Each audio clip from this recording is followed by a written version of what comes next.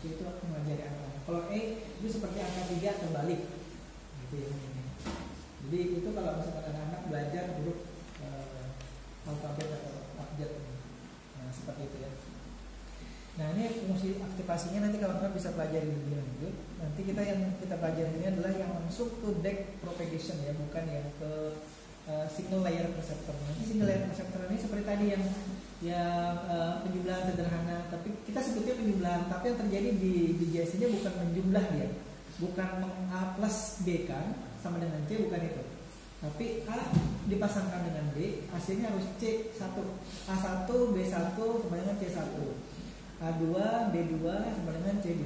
Gitu ya yang kita inginkan kalau kita melatih si JST ya. Saya berikan gambaran sederhananya aja. Kemudian A3 dengan B3 sama dengan C3 dan seterusnya sampai tergantung kita mau melatih ini berapa banyak.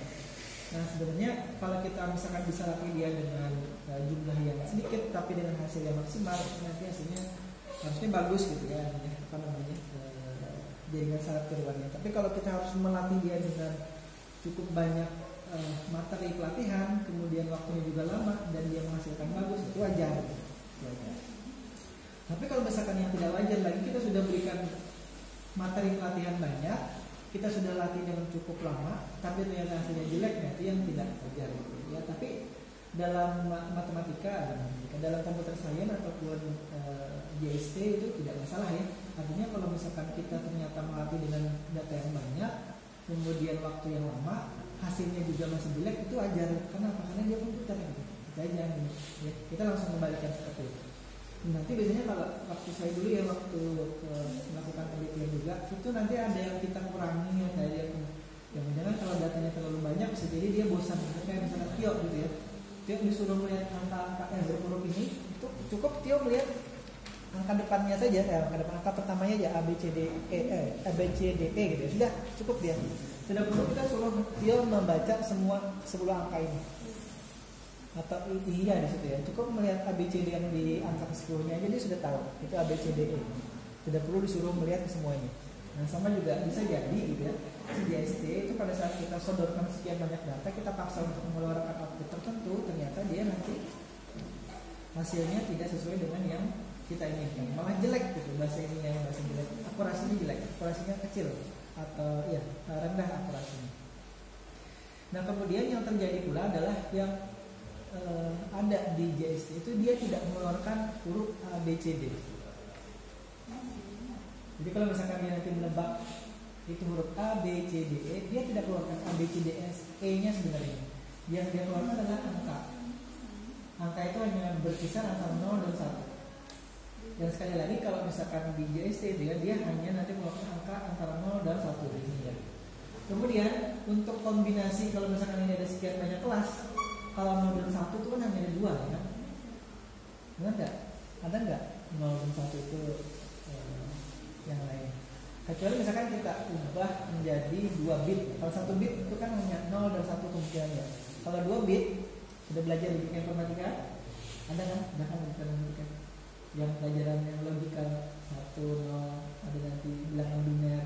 Itu kan ya. Kalau bilangan biner itu kan 1 bit artinya 1 dan 0 saja. Kalau 2 bit berarti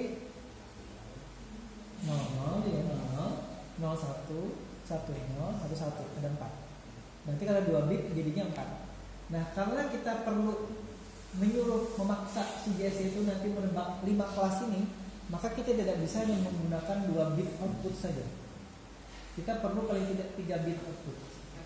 Jadi tebakannya nanti ya, sekali lagi tebakannya itu nanti bisa 000, 001, 0010 dan seterusnya, atau bahkan 111. Tentunya bisa 8 kan, bisa 8 karena 3 bit kan 2,3 sama 8. Tapi karena kita hanya perlu 5, nanti kita hanya nyeting atau dia hanya menyetingnya itu hanya 5 dari 8 itu saja. Kemudian dari masing-masing satu misalkan outputnya misalkan nanti ya 101 gitu ya, 101. Tapi dia tidak mengeluarkan angka 101, dia keluarkan misalkan 0,98. Kemudian 0-nya itu 0,10. Kemudian lagi 1 di sini 0,8789 sekian angkanya. Nah itu yang terjadi ya. Jadi jangan heran nanti misalkan kita melihat real yang terjadi di JST itu keluarannya bukan angka bilangan bulat tapi bilangan desimal ya. Dan kemudian tadi kan kita sudah ketahui bahwa dia tadi menebaknya itu bukan berupa huruf A, B, C, D-nya, tapi berupa kombinasi dari angka biner tadi ya. Nah, seperti itu yang terjadi. Kemudian ada lagi nanti di sini multi layer perseptor. Ini yang kita pakai ya. Saya akan mencatat single perseptornya tidak akan kita gunakan karena nanti kamu bisa belajar sendiri. Artinya untuk kasus pengolahan citra di computer vision ini itu tidak bisa dengan menggunakan single layer perseptor. Dia nanti akan stuck di proses inputnya saja sudah tidak sanggup tuh. Kita nanti akan menggunakan multi layer perseptor. Jadi nanti di tengah-tengah yang proses citra yang kita masukkan itu bisa jadi 10. Di sini nanti dicontohkan 10 hidden layer namanya ya. Nah kemudian dari sekian banyak itu juga ada nanti RDF dan lain-lain. Nah di Smith Banjarbaru dulu jaringan saraf neuron itu jadi tren untuk bahan atau algoritma atau metode penelitian dan dosen-dosen yang waktu itu kuliah ya 2008 sampai 2011 ke 2012. Ada yang pakai RDF, ada yang pakai saya pakai NM biasa, JST Deep Propagation biasa, ada yang pakai SPM, ada yang pakai yang lain. Saya tidak hafal persis, saya ingat SPM itu Pak Yadi atau Priyadi dengan guru dokter dia yang ketua yayasan. Ada RDF itu Pak Aryato kalau saya yang ngajar logika informatika. Tapi saya ingat ya, dan istri beliau. Ada lagi yang lain kalau saya pakai JST Deep Propagation itu ada saya, ada Fitri kalau tidak salah. Di Fitri itu di Banjarmasin. Kemudian ada yang lain. Nah itu yang kemudian ada. Waktu saya kuliah dulu, saya disuruh belajar yang sini tidak ada. Saya lewati ya. Ini nanti kalau kamu bisa baca sendiri. Saya disuruh belajar yang bukan ini. Mana ya? Nanti kalau kamu bisa bacanya di feed forward bukan ini. Prosedur bukan. Oh nggak ada di sini. Namanya recurrent neural network. Apa itu saya juga dulu tidak paham, akhirnya saya disuruh belajar dipaksa untuk kemudian menyelesaikan kasus tertentu kemudian disuruh presentasi. Alhamdulillah sini bagus, nilainya bisa dapat baik gitu ya dari dosen. Baik, ini tadi sekian banyak jaringan saraf neuron, saya tidak uraikan satu-satu, kalau kalian nanti bisa baca. Kita akan coba lihat hasil dari nanti percobaannya kita. Tapi kita akan bersama-sama lihat dan amati dulu ya penjelasan dari programnya. Baik, nah ini contoh JST Power.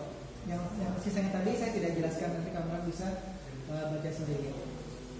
Ini konfigurasinya ya. Jadi dari kalau misalkan tadi kita menggunakan citra yang resolusinya 32 x 32 pixel, maka inputannya ada 1024 input ya. Ada 1024 node istilahnya. Node itu apa ya? Titik ya. Node. Nah, itu yang kemudian kita lanjutkan ke layer berikutnya. Layer berikutnya itu adalah hidden layer.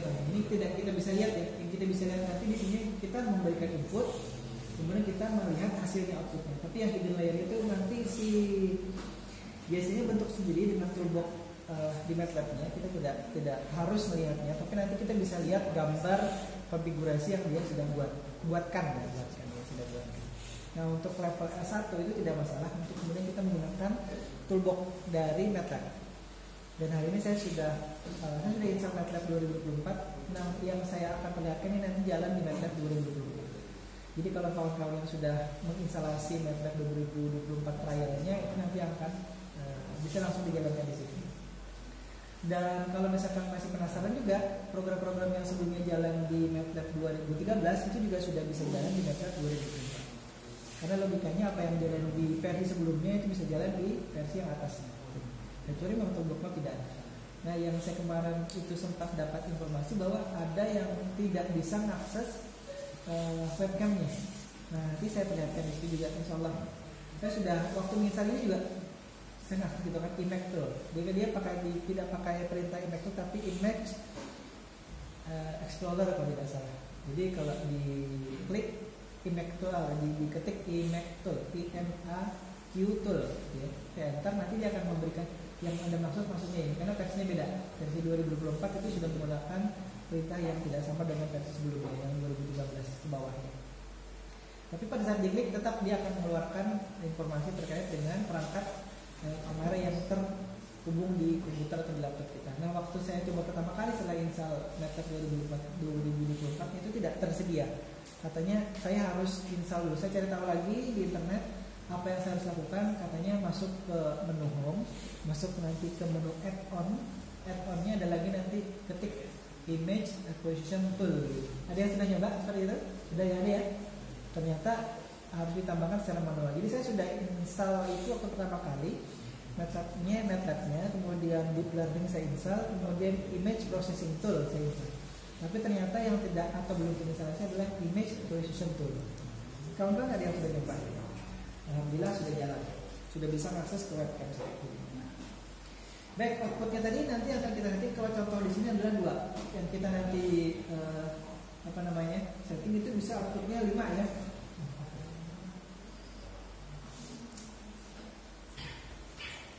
Jadi outputnya itu bisa gini ya. Nah. Kalau nanti yang saya contohkan itu outputnya 5.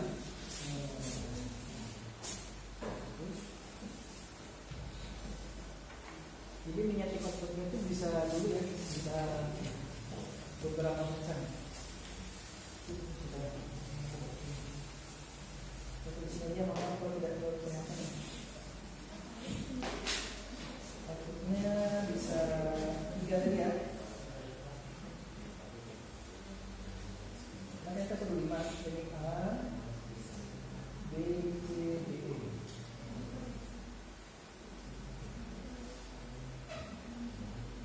Kalau misalkan outputnya benar ya, kalau kita menggunakan 3 output, maka kita bisa misalkan ini adalah 0, 0, 1. Kemudian ini kita setting 0, 1, 1. Kemudian kita bisa setting 0, 1, 0. Kemudian kita bisa setting 1, 1, 1. Kemudian kita bisa setting 1, 1, 1. Ini untuk output binario output 3 ya. Kalau outputnya 5 seperti yang kita nanti.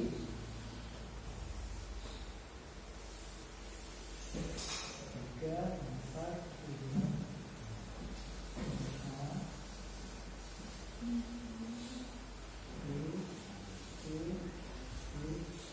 Nah, itu di sini outputnya ya.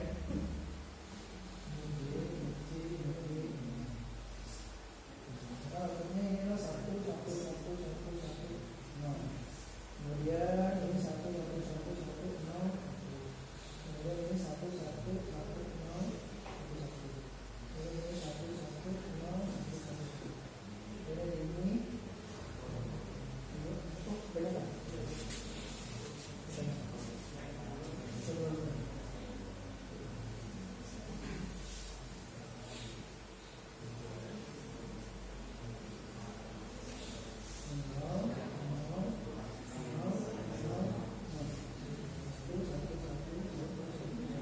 Nah, jadi kalau itu nanti di nomor angka akhir itu menunjukkan untuk tebakan atau prediksi A dan seterusnya.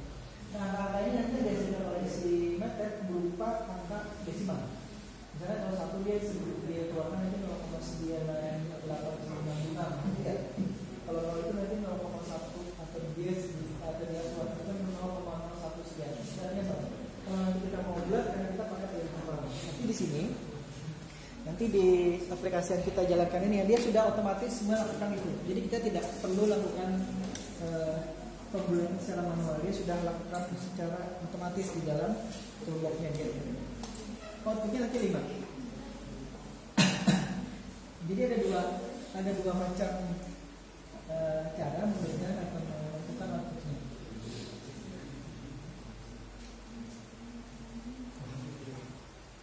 Ya, mudah-mudahan bisa dipahami ya. Jadi nanti kalau misalkan kita tentukan jumlah outputnya secara, kalau misalkan kita ingin singkat gitu, kita pakai yang saja tadi yang 3 output untuk kemudian mensimulasikan prediksi dari ke 5 output yang harusnya dikeluarkan oleh IST. Nanti masing-masing itu punya kelebihan kekurangan. Baik. Nah ini dia. Ini dulu yang saya oleh oleh dosen saya waktu kuliah itu diminta untuk mengerjakan ini pakai GST recurrent. Jadi salah satu ini namanya saya juga mainnya lupa ya. Ada tip ini dan tapi bukan kompetitif penelitian bukan set as of song ini, bukan whole field juga, tapi yang kayaknya adaptif ini. Karena sudah lama itu semester 1 atau semester 2, semester 1 kayaknya. Jadi kalau nanti kawan-kawan berkesempatan kuliah di UGM gitu ya, atau di tempat lain, itu rata-rata kalau kuliahnya itu tidak klasikal seperti ini. Jadi karena kita mengambil mata kuliah itu kan spesifik ya. Saya misalkan mengambil mata kuliah computer vision, saya hanya berdua saja dengan dosennya. Jadi saya datangi dosennya setiap minggu itu, saya nanya dulu, Bapak hari ini kuliah di mana? Saya ada di kantor ini, saya ada di gedung ini. Itu saya nyari-nyari tuh sekarang kemarin. Kami itu ya, kami dan kantor yang lain nyari. Tapi saya kuliah sendiri aja, tidak ada yang lain. Ada juga sih saya kuliah berdua dengan kawan saya. Waktu itu embedded system, saya kuliahnya berdua. Jadi ada kawannya. Jadi enak kalau misalkan sendiri itu kan kadang-kadang kan agak ini juga ya. Kayak konsultasi, kayak privat gitu. Jadi kalau misalkan salah, tapi enak sih kalau salah tidak ketahuan kawan yang lain gitu kan. Jadi hanya dengan dosen itu saja. Jadi hampir dari 5 atau 6 mata kuliah itu, 5 mata kuliahnya itu saya sendiri dengan dosen, tidak banyak anak. Satu metodologi penelitian itu yang banyak orang. Sisanya kami kuliahnya hampir privat gitu. Yang satu itu saya berdua. Kalau yang kompleksitas itu sendiri. Saya masuk sendiri, banyak kawan, satu angkatan. Jadi ada 7 orang atau angkatan itu kuliah. Selebihnya ada yang kuliah sendiri dengan ini, ada kuliah sendiri dengan itu, ada yang berdua dengan ini. Baik, saya lanjutkan dulu. Saya tidak membahas secara detail ini. Nanti kawan-kawan bisa baca sendiri dan bisa belajar sendiri karena ini nanti terlalu panjang. Nah, kemudian ini tadi yang sudah disebutkan, kita akan mempunyai paling tidak 3 jenis lapisan atau layer, input, kemudian tersembunyi dengan output. Nah, itu yang kemudian nanti akan kita ubah-ubah atau bisa diganti-ganti lapisan tersembunyinya mau berapa banyak, mau 4, 5, atau 10, atau mau berapa. Tapi nanti tidak menutup kemungkinan dengan banyaknya lapisan tersembunyi itu bisa lebih lama proses pelatihannya dan hasilnya bisa jadi tidak lebih baik dari yang jumlah lapisan tersembunyi ataupun hidden layer itu sedikit ya. Tidak harus kemudian yang banyak konfigurasi jaringannya itu menghasilkan akurasi yang juga tinggi. Jadi makanya kita perlu melakukan eksperimen atau percobaan. Baik, saya tidak bahas karena kan ini nanti yang bisa ditangani adalah kasus sederhana tadi, penjumlahan, pengurangan. Perkalian mungkin masih bisa ataupun pembagian, tapi bisa jadi perkalian dan pembagian itu sudah mulai rumit ya bagi jaringan saraf tiruan di kategori perseptor. Jadi harus nanti masuk ke yang lebih atau multi layer perseptor. Nah, kita nanti masuknya ke bagian multi layer perseptor karena kita sudah punya layer input, kemudian hidden layer dan juga output. Itu paling tidak ada sekian, lebih dari 3 ya, mungkin bisa 4 atau 5 layer untuk lapisan. Baik, sekali lagi ini tadi ya sudah ya. Sekali lagi nanti di ini adjacent dan adjacent outputnya tidak berupa bilangan bulat 1 dan 0. Walaupun kita setting atau paksa ada dalam tanda kutip dia beroutput 1 ataupun 0. Tapi nanti dia akan mengeluarkan output yang dalam bentuk desimal, misalkan 0, sekian atau 0,9 atau 8 atau berapa. Nanti dia akan menentukan sendiri. Bahkan kalau misalkan dia bisa mengeluarkan output secara langsung, kita bisa tentukan apakah misalkan di atas 0,5 itu termasuk 1. Biasanya kan di atas 0,65 atau di atas 0,7 ya, baru kemudian dikatakan 1. Nah, saya dulu juga seperti itu, bisa kita otak-atik, bisa kita kemudian kabur ya. Kelihatan nggak nih? Kelihatan tapi kabur ya. Kalau saya langsung masuk ke ini aja, ke metodenya aja, kelihatan nggak? Ini yang kemarin ya.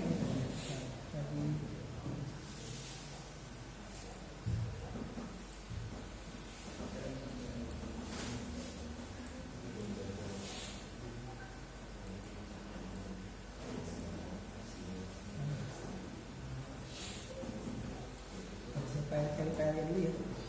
Ini yang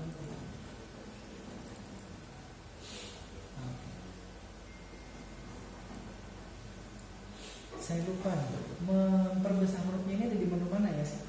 Dan tahu nggak? Dari menu preferensi itu di mana? Saya lupa. Ini di editor, di mana?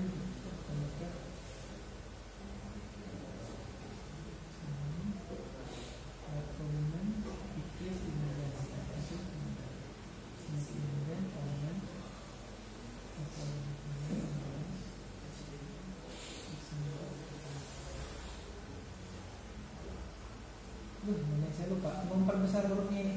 Ada yang tahu? Experience atau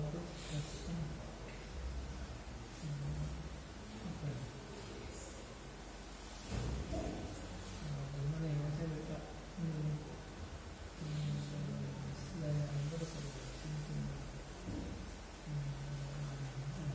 Karena terlalu kecil. Saya sudah sempat pada saat saya insan tentang ini hurufnya kan di fontnya segini kecil. Saya lupa ada di penemuan editor sih.